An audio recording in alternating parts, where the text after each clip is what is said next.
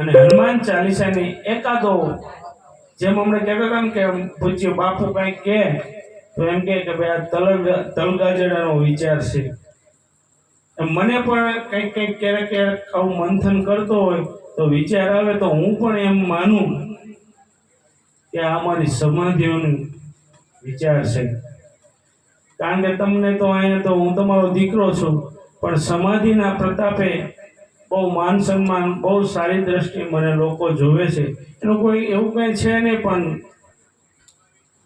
એમ થાય કે આ નાનકડા પરિવારે કંઈક રસ્તો એવો બતાવ્યો કે જેના લીધે, અને હું સ્પષ્ટ કહું કે જીવરામ બાપુને મેં મારા ગુરુ ધાર્યા છે અને આપ સૌ ત્યાં પધાર્યા હતા પણ બરાબર. અને કોઈ મને કોઈ મહામંડલેશ્વર પણ પૂછે તો હું એને સ્પષ્ટ જવાબ આપું છું. આવું બધું છે, એમાં બહુ જવું નથી. પણ ગઈકાલે શિવરાજ બાપુ વાંકાનેરની અંદર પ્રથમવાર આપ સૌ